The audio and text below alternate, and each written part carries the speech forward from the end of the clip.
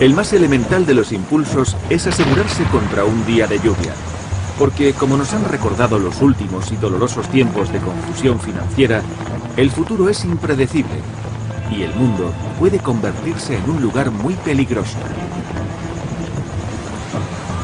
Todos tenemos a veces mala suerte, y algunos incluso tienen muy mala suerte. El problema es estar en el lugar y momento inoportunos, como ocurrió en Nueva Orleans cuando llegó el huracán Katrina.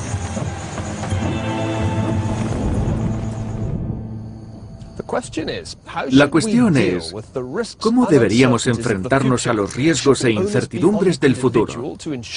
¿Asegurándonos contra los desastres? ¿Confiando en la caridad del prójimo en momentos críticos? ¿O deberíamos confiar en el Estado, o lo que es lo mismo, en los contribuyentes para que nos saquen de apuros?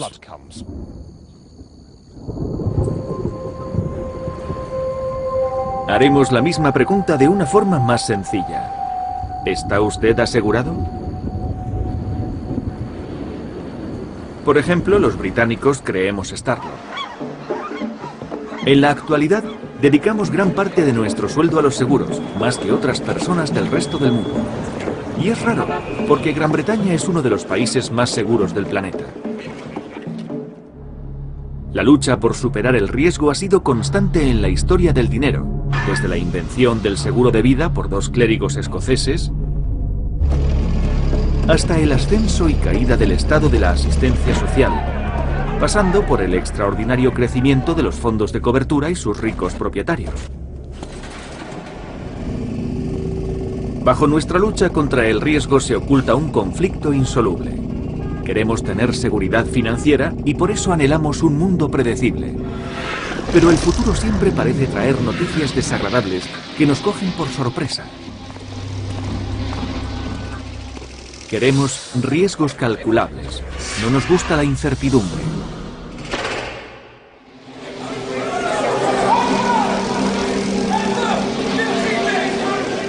El poder del dinero. Negocios de riesgo.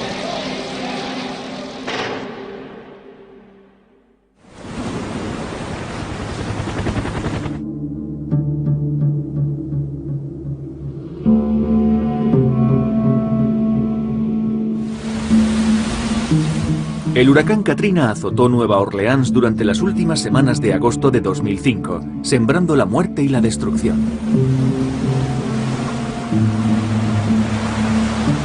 Sin embargo, no fue la catástrofe natural lo que puso en peligro la supervivencia de la ciudad. El auténtico desastre fue de índole económica.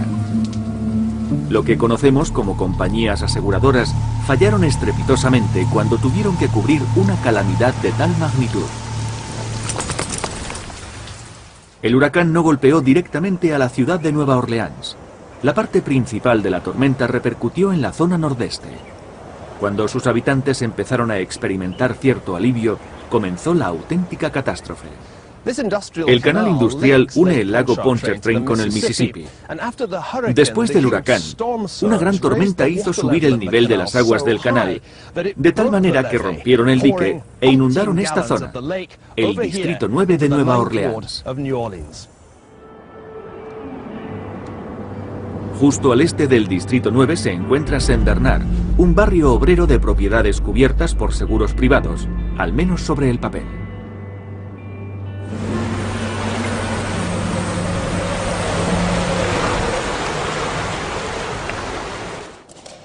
El concejal Joy DiFata no siguió los consejos de abandono de la ciudad y permaneció en ella durante la tormenta. Finalmente tuvo que subir al tejado del ayuntamiento para salvarse de la subida de las aguas. Inundó todo el complejo. Como puede ver, el agua llegó hasta aquí. Esta es la línea del agua. Llegó hasta el segundo escalón. Entró en el edificio. Cayeron 4 metros de agua en 15 minutos. Estaba en el segundo piso y vi venir una muralla de agua arrastrando escombros, coches, vehículos, tejados. El agua alcanzaría unos 4 o unos 6 metros de altura. Y avanzaba rápido. Muy rápido. Bajaba por Boulevard Street y arrastraba todo lo que se le ponía por delante. Todo el distrito de Saint Bernard se inundó en 15 minutos. Entre 26.000 casas, solo 5 no se inundaron. Más de 2.000 personas murieron a causa del Katrina y de la inundación inmediata. Aquí en el distrito de Saint Bernard fueron 148 las víctimas mortales, casi todas porque quedaron atrapadas en sus hogares cuando crecieron las aguas. Estas pintadas en casas abandonadas indican que cuando bajaron las aguas fueron hallados cadáveres en su interior, algo así como en Londres en tiempos de la peste.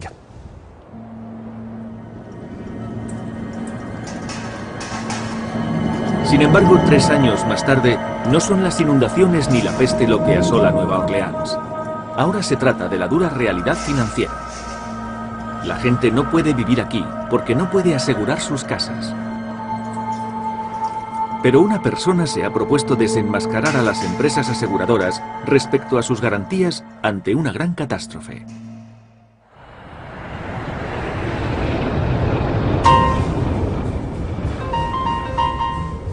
Se trata del antiguo piloto de la Armada, Richard Scraggs. Es uno de esos abogados que solo pueden darse en Estados Unidos. Consiguió que la industria del asbesto pagara 50 millones de dólares en indemnizaciones y que las compañías tabaqueras abonaran 248.000 millones por no advertir a los fumadores del riesgo de contraer cáncer de pulmón. Su trabajo tuvo una recompensa personal.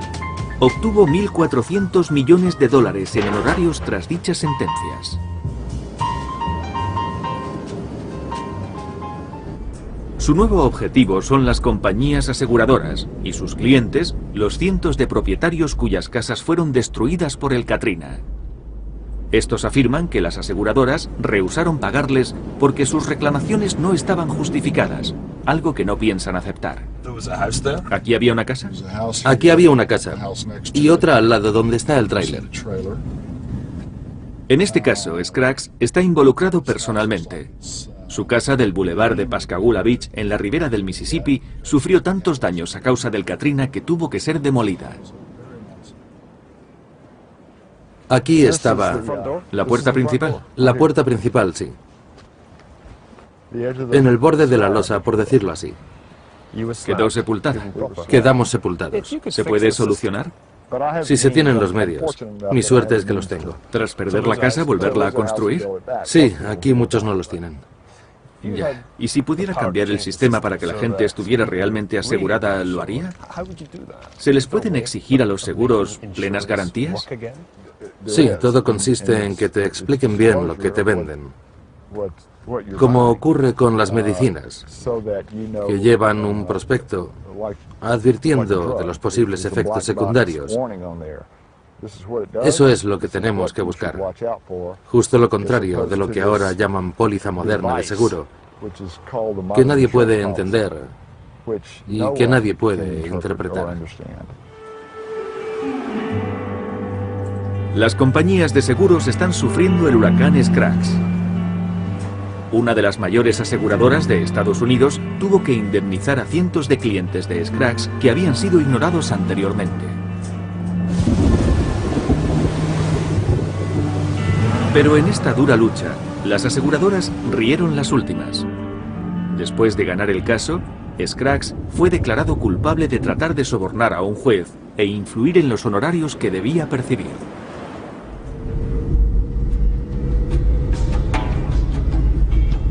Por otra parte, las compañías de seguros respondieron a las reclamaciones del Katrina que algunas áreas del Golfo no eran zonas asegurables. En la actualidad, el concejal Joey Difata ha podido comprobar que asegurar una casa en este sector de Nueva Orleans es virtualmente imposible. ¿Y tampoco pueden conseguir una hipoteca? Tampoco. Tienen que elegir entre edificar aquí o hacerlo en otro lugar más barato donde puedan permitírselo. Eso está afectando a nuestra comunidad. Nos obliga a marcharnos del centro del distrito hacia otros lugares. 3 años después del desastre, el distrito de Saint Bernard solo alberga a 1/3 de los habitantes que tenía antes del Katrina.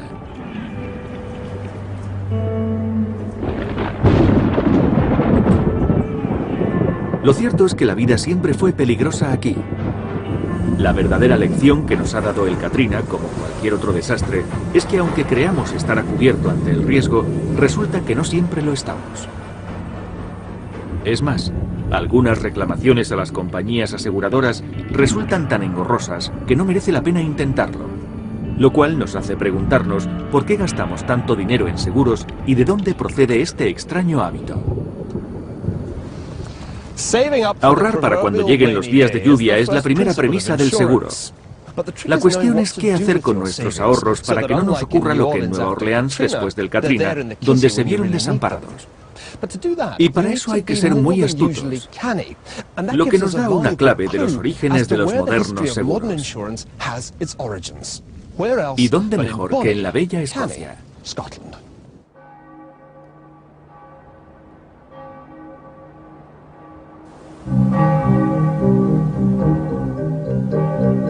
Se dice que los escoceses son pesimistas. Puede que se deba al tiempo, tantos días seguidos de lluvia. Quizás se deba a siglos de frustraciones. O puede que se deba al calvinismo, que llegó en tiempos de la Reforma.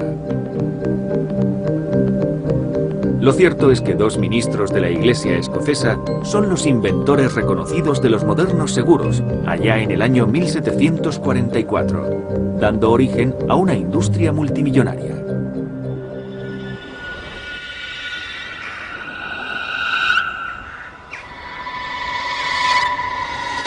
La iglesia presbiteriana de Greyfriars es más conocida como la de los ladrones de tumbas. A finales del siglo XVIII, alguien acudía a su cementerio a robar cadáveres para proporcionárselos a la Facultad de Medicina de Edimburgo. Pero Greyfriars es recordada principalmente por los clérigos Robert Wallace y Alexander Webster. Y quizás sea comprensible que dos clérigos escoceses inventaran los modernos seguros. Después de todo, tendemos a pensar en ellos como la encarnación de la prudencia y del ahorro, lacerados por una anticipación del castigo divino a la mínima transgresión.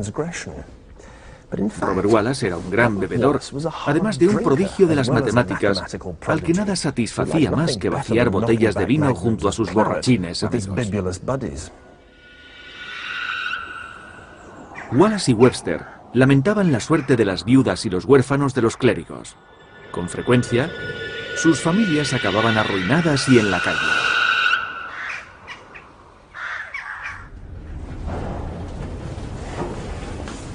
Ambos idearon una solución muy ingeniosa: el primer seguro de la historia.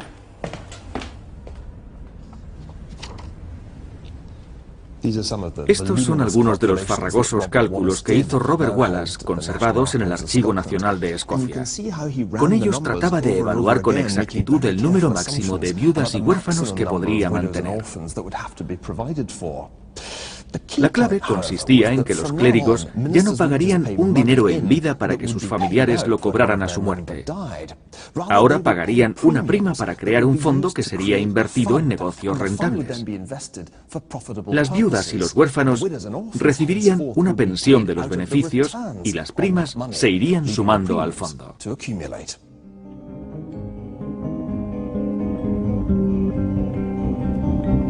Todo lo que se necesitaba para que la idea tuviera éxito era un cálculo preciso de cuántas viudas y huérfanos habría en el futuro.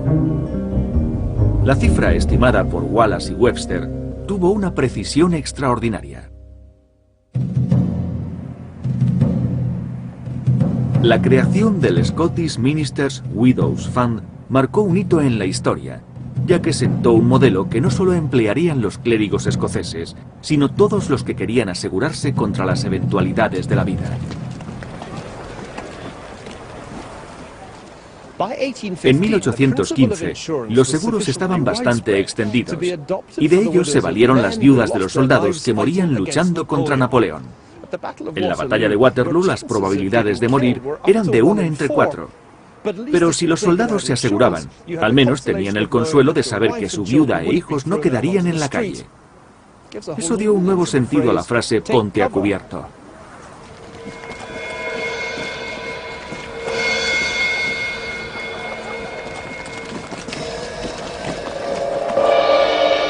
El fondo de los ministros de la Iglesia escocesa creció hasta convertirse en el mundialmente famoso Scottish Widows. Incluso novelistas cuya fama no se debía a su prudencia financiera pudieron adherirse a él. En 1826, Walter Scott suscribió una póliza para que sus acreedores cobraran sus deudas cuando él muriera. A mediados del siglo XIX, asegurarse era un hecho tan respetable como ir a la iglesia los domingos.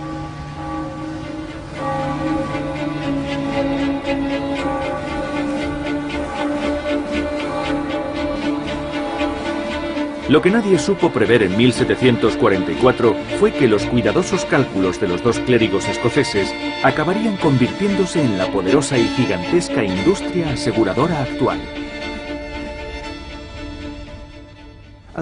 Como Robert Wallace predijera hace 250 años, cuantos más asegurados contribuyeran al fondo, más fácil sería, gracias a las estadísticas, predecir lo que se tenía que pagar al año. Aunque no se puede predecir la fecha exacta de la muerte, los actuarios calculan la probabilidad de vida de un gran grupo de personas con una precisión asombrosa.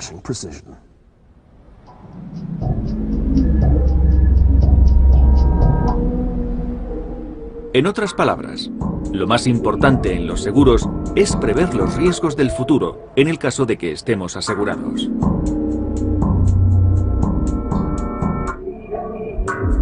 Aunque existan muchas compañías privadas como Scottish Widows, siempre habrá personas que nunca se asegurarán, ya sea porque no pueden permitírselo o porque no les preocupa cubrirse ante los contratiempos.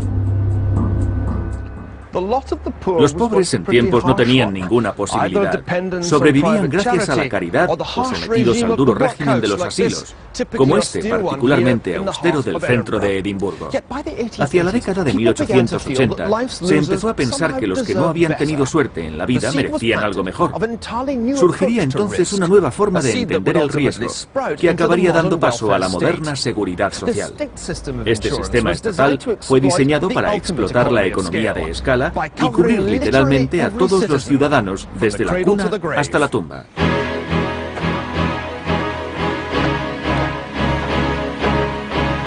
Hay quien cree que el Estado benefactor fue un invento británico, pero hay que decir que la auténtica superpotencia de la ayuda estatal es Japón.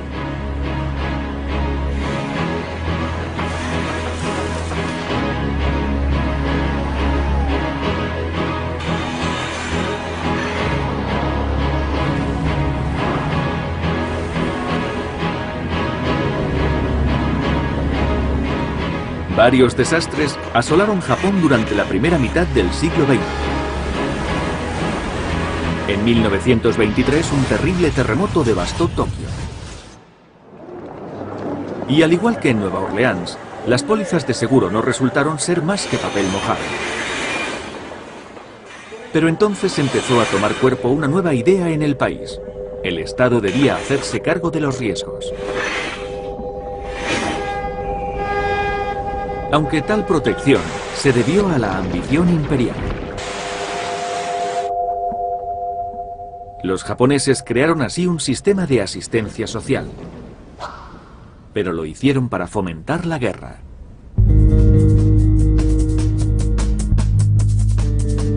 Y se debió al insaciable apetito del gobierno imperial por disponer de jóvenes saludables para convertirlos en soldados y trabajadores.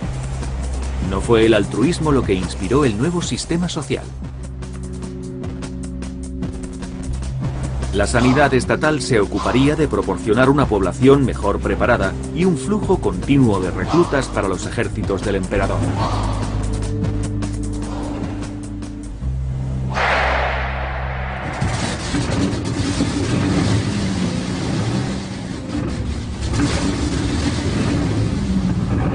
El eslogan de los tiempos de guerra, cada hombre un soldado, fue transformado en todos deben estar asegurados.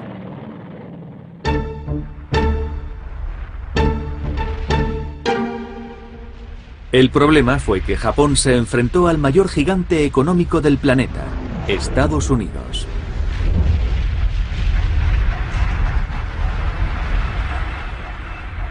El estado militarista japonés fue un grave error. Además de los casi 3 millones de vidas perdidas en el año 1945, el valor de los bienes del país había sido reducido a cero por los bombarderos norteamericanos. Las viviendas urbanas, construidas principalmente con madera, fueron reducidas a cenizas. Cerca de la tercera parte de la población ciudadana perdió su hogar.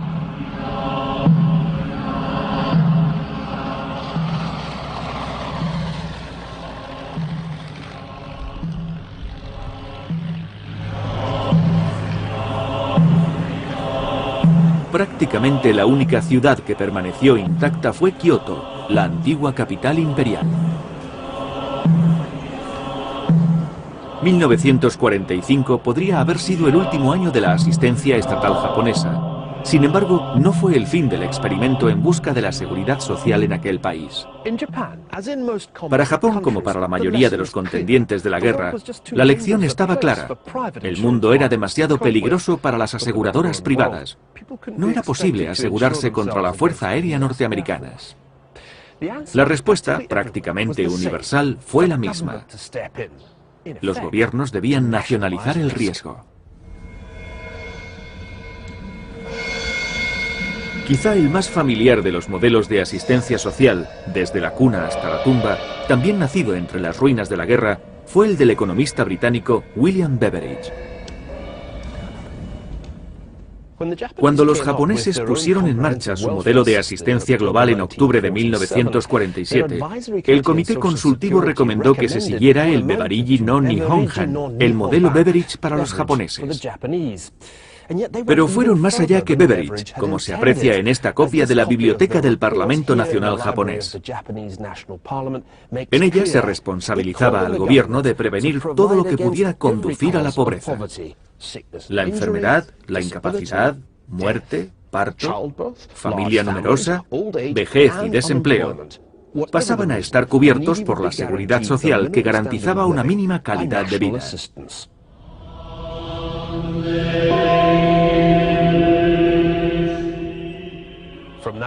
A partir de entonces, los japoneses no dependerían de la benevolencia del señor feudal o de la intervención divina. Su seguridad social les protegería contra las vicisitudes del mundo moderno.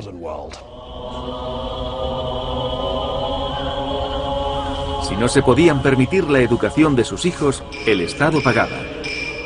Si no encontraban trabajo, el Estado pagaba.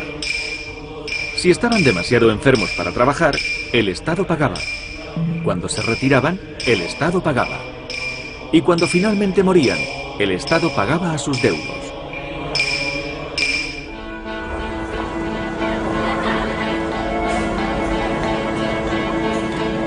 Lo que se hizo en el Japón de posguerra no fue más que ampliar la asistencia social de la etapa bélica. El eslogan se convirtió en "Todos deben tener una pensión". El milagro de la seguridad social japonesa parecía un prodigio de eficiencia. En salud pública y educación, Japón era el líder mundial. A finales de los años 70, los japoneses podían alardear de que su país se había convertido en una superpotencia de la seguridad social.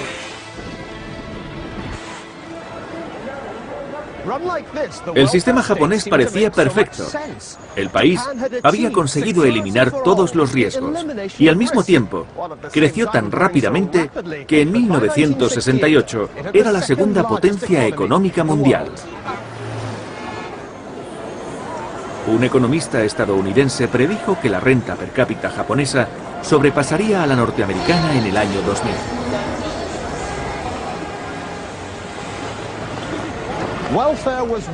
La seguridad social le dio a Japón lo que no pudo conseguir con la guerra: ser la primera potencia, no en cuanto a la extensión de su imperio, sino de su red de seguridad nacional. Pero tenía un inconveniente, un fallo en el diseño de la asistencia social de posguerra. ¿Por qué las predicciones del éxito total japonés no se convertirían en realidad? La seguridad social parecía marchar bien en el Japón de los años 70. En otros lugares, en cambio, los síntomas decían que no todo marchaba tan bien. En Gran Bretaña y en todo el mundo occidental, La asistencia social había hecho desaparecer unos estímulos sin los cuales la economía capitalista no podía prosperar. La zanahoria de la prosperidad para los que trabajaban y el palo para los que no lo hacían.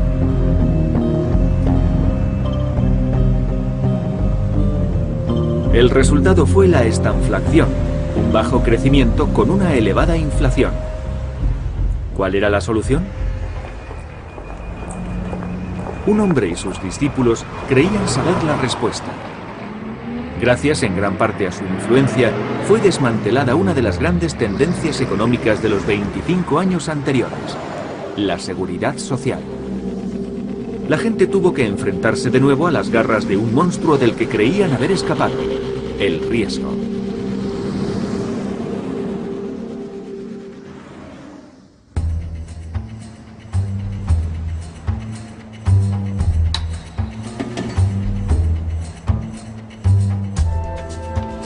En 1976, un profesor llamado Milton Friedman obtuvo el Premio Nobel de Economía mientras trabajaba aquí, en la Universidad de Chicago.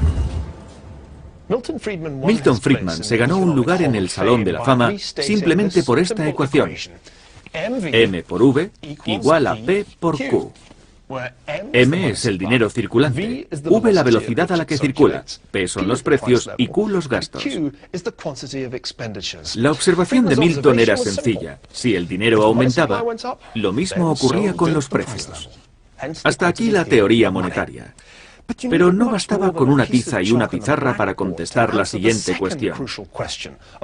¿Qué tenía de malo la seguridad social? Milton encontró en Chile el laboratorio perfecto para probar sus teorías.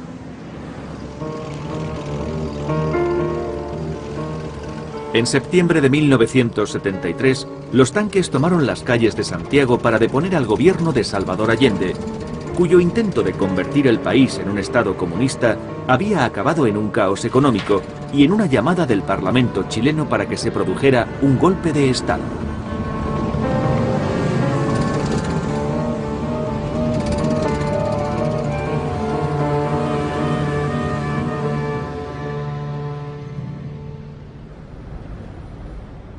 En el balcón del Hotel Carrera, los oponentes al gobierno de Allende celebraban con champán el paso de los aviones de la Fuerza Aérea que iban a bombardear el Palacio de la Moneda.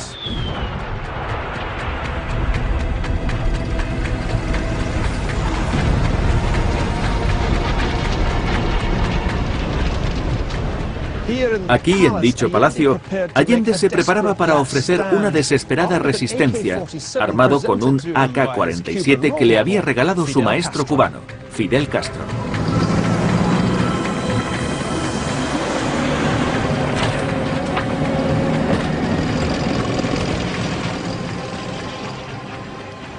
Cuando Allende miró por la ventana y vio los tanques, supo que se había acabado su sueño de un Chile marxista. Arrinconado en el Palacio Presidencial, decidió suicidarse.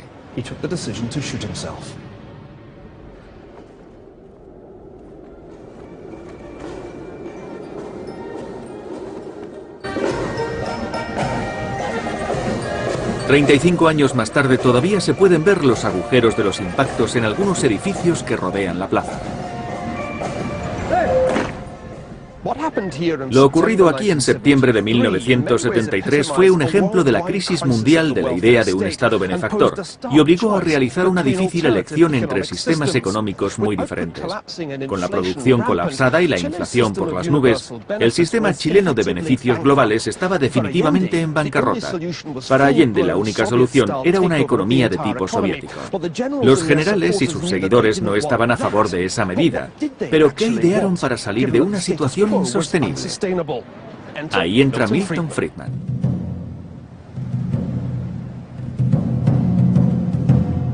En marzo de 1975, Friedman voló de Chicago a Chile para contestar esa pregunta.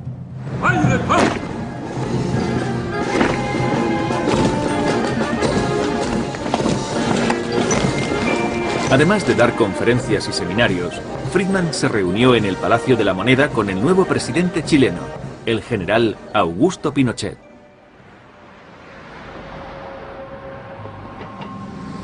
Friedman pasó 3/4 de hora con Pinochet urgiéndole a reducir el déficit, pues consideraba que era la causa principal de la brutal inflación chilena, que entonces tenía una tasa anual del 900%. Un mes después de la visita de Friedman, la Junta chilena anunció que la inflación sería detenida a cualquier precio. El régimen redujo los gastos del gobierno en un 27%.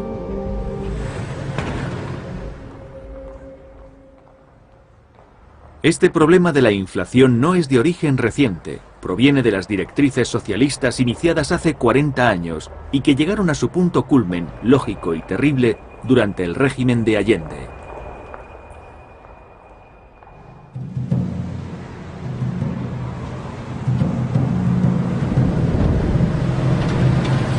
Por pronunciar esta frase, Friedman fue acusado de aconsejar a un dictador militar responsable de la ejecución de más de 2000 comunistas o sospechosos de serlo y de torturar a casi 30.000 personas.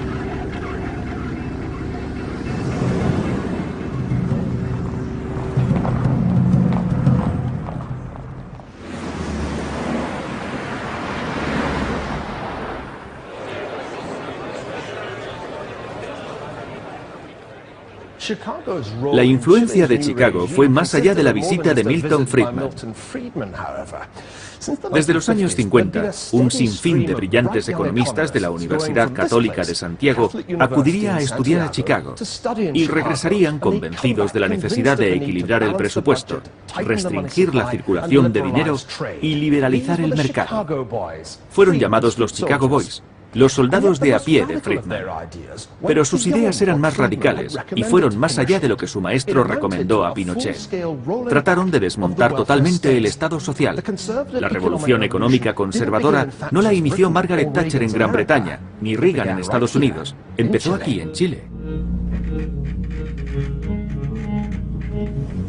El cerebro del desmantelamiento del Estado de la Seguridad Social fue un joven economista llamado José Piñera. La economía de Chile estaba en ruinas. Habíamos pasado por 50 años de proteccionismo e intervencionismo estatal, como en el socialismo, por decirlo así, y todo se exacerbó durante el gobierno de Allende. Habíamos creado una especie de estado de beneficencia social que llevó a la bancarrota. Entre 1979 y 1981, Piñera y sus compañeros implantaron en Chile un sistema de pensiones radicalmente nuevo. Los trabajadores podían darse de baja del antiguo sistema de pensiones administrado por el Estado e invertir un 10% de su paga en una cuenta personal de jubilación administrada por compañías privadas. Había también una pequeña prima por incapacidad y por seguro de vida. De lo que se trataba era de que los trabajadores sintieran que el dinero que invertían era de su propiedad, un capital propio.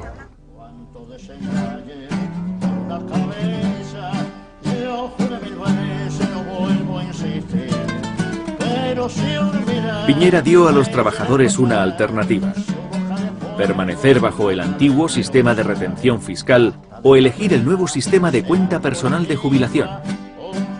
Y dio resultado. Convencidos por los argumentos de Piñera, el 80% de los trabajadores se cambió al plan privado de pensiones. ¿Pero sirvió de algo? ¿Mereció la pena el enorme compromiso moral que adquirieron los Chicago Boys y el hombre de Harvard con una dictadura asesina y torturadora? La respuesta a esa pregunta depende, sobre todo, de si se cree o no que las reformas contribuyeron a restaurar una democracia estable en Chile. Yo pienso que sí.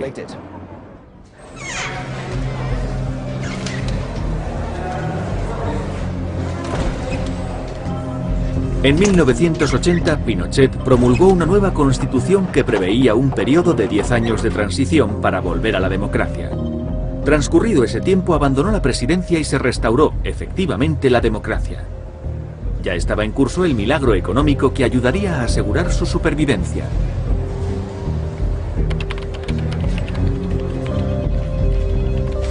La reforma de las pensiones no solo creó una nueva clase de propietarios con algún dinero al que acogerse tras su retiro, sino que dio un fuerte impulso a la economía chilena.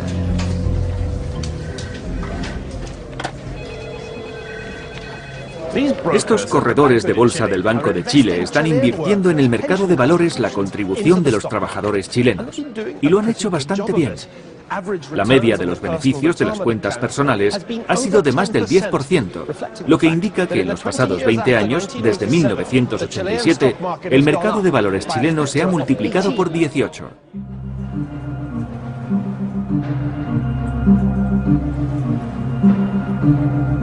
Por supuesto, el sistema tiene su lado oscuro. Como no todos los chilenos tienen trabajo regular a tiempo completo, no todos participan en el sistema. Lo que hace que un sector importante de la población no tenga ningún tipo de pensión.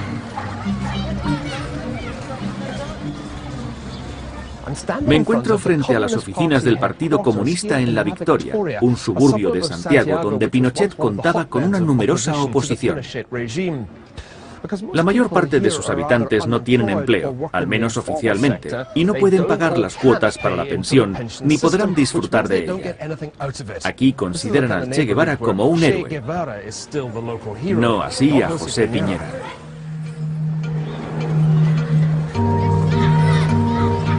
Quizá los pobres de Chile no tengan plan de pensiones privado y deban conformarse con una magra asignación del gobierno cuando lleguen a viejos. Pero incluso ellos se han beneficiado del rápido crecimiento de la economía chilena.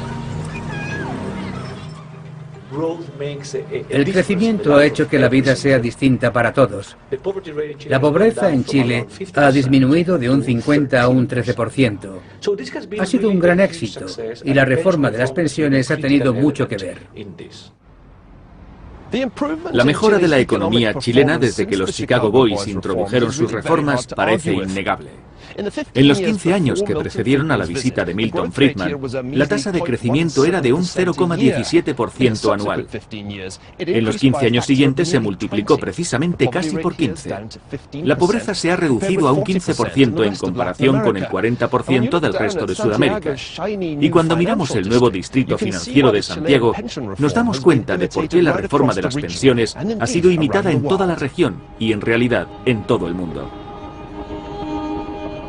Para la británica Margaret Thatcher, el general chileno y el profesor de Chicago fueron héroes que demostraron que los gobiernos solo podían reactivar el crecimiento moderando el sistema de cobertura social. Pero un país donde no se ha probado esta receta es justamente el que más la necesita: Japón.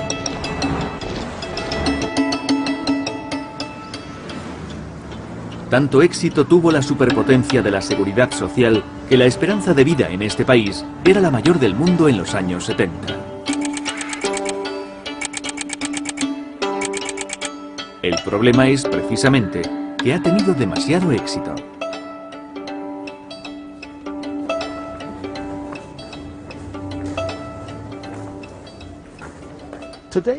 En la actualidad, la seguridad social japonesa depende de un número decreciente de trabajadores para mantener a un número creciente de retirados. En 1960 había unos 11 trabadores en activo por cada persona retirada. Pero para 2025, ese número se reducirá a 2. Es decir, habrá un pensionista por cada 2 trabajadores. En 30 años, el coste de la seguridad social se ha multiplicado por 4 respecto a los ingresos del país. En la actualidad, casi todas las sociedades aseguradoras japonesas han entrado en déficit y los fondos de pensiones tampoco tienen dinero. El superestado de la seguridad social de antaño amenaza ahora con arruinar a Japón.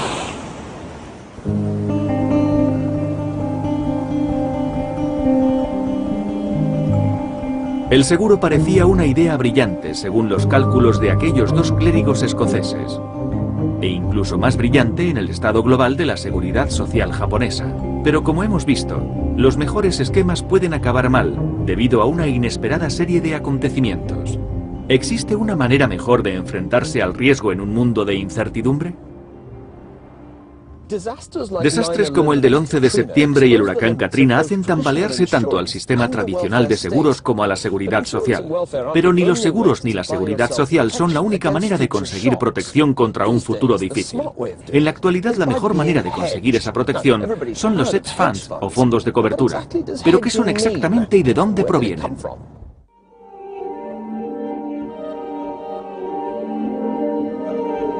Para la mayoría de nosotros, los hedge funds son un misterio, pero lo que sí sabemos es que nos pueden hacer fabulosamente ricos.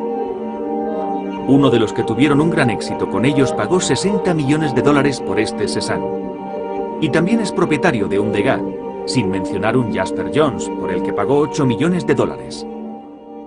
Además, ha donado cientos de millones de dólares para obras de caridad.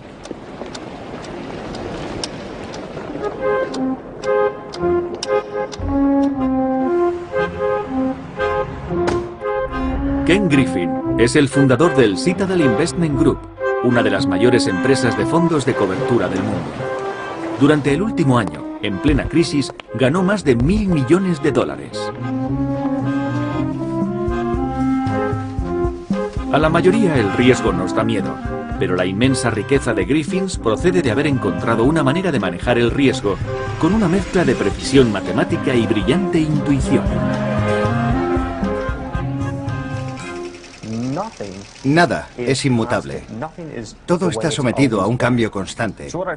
Por eso creo que aquellos que tienen éxito poseen también una gran intuición, una especie de instinto que les advierte.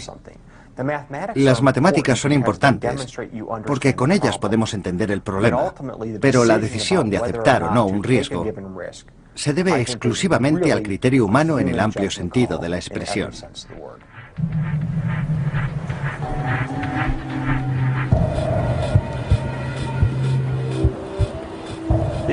Los fondos de cobertura provienen de la agricultura.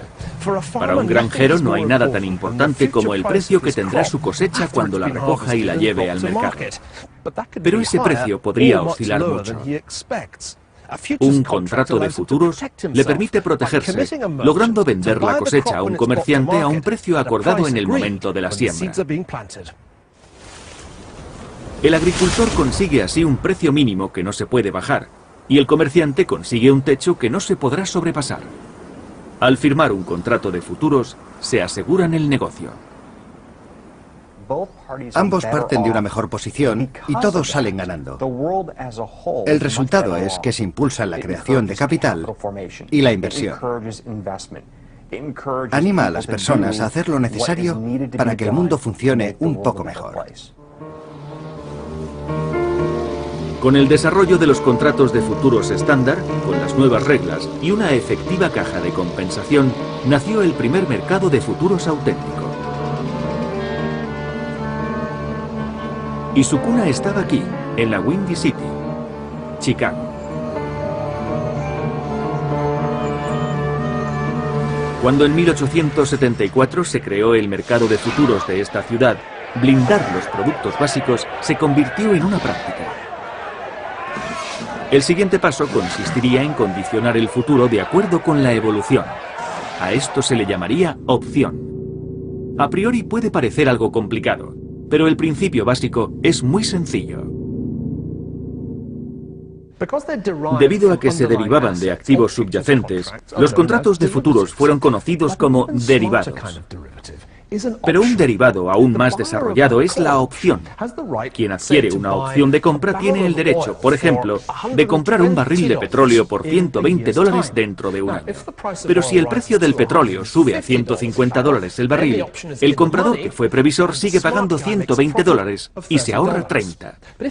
Si el precio bajara, no está obligado a comprar a 120 y puede cancelar la opción. Gracias a la compra y venta inteligente de derivados complejos como las opciones, Ken Griffin pudo convertirse en multimillonario.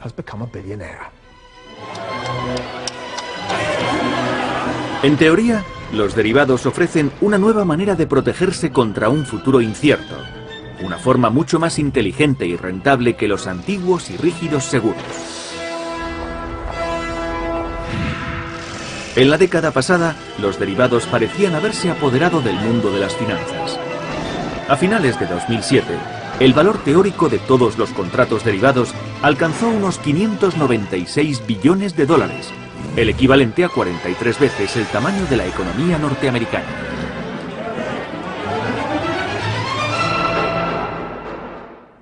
Los beneficios económicos para los que trabajan aquí son inmensos. 20.000 millones de dólares en manos de tan solo 1.000 personas.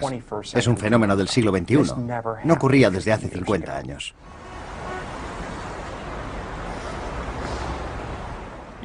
Sin embargo, muchos han conocido el lado desagradable de los derivados. Cuando el multimillonario Warren Buffett dijo que eran armas financieras de destrucción masiva, profetizaba la caída del gigante americano de los seguros, AIG, cuyas oficinas europeas están justo detrás de mí. Le fue mal no por vender pólizas de seguros, sino por vender derivados que le estallaron en las manos.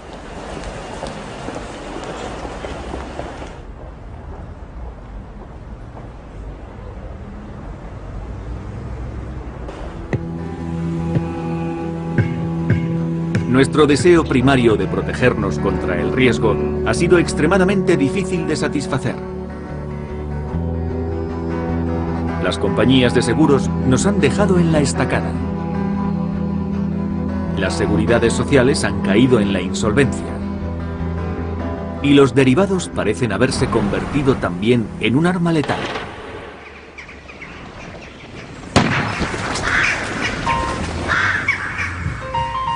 Por eso muchas familias preocupadas por su futuro toman una decisión muy sencilla: invertir en la compra de una casa cuyo valor se cree que seguirá subiendo hasta el mismo día en que el cabeza de familia se jubile. Y si el plan de pensiones se quedara corto, no importa, siempre queda el hogar, dulce hogar. Tanto como pensión o como seguro, esta estrategia tiene un fallo evidente. Es una apuesta sin cobertura destinada a un solo mercado, el de la propiedad. Pero como veremos en el próximo episodio del Poder del Dinero, la apuesta por los ladrillos o por una madera de calidad no es mucho más segura que una casa de cartón.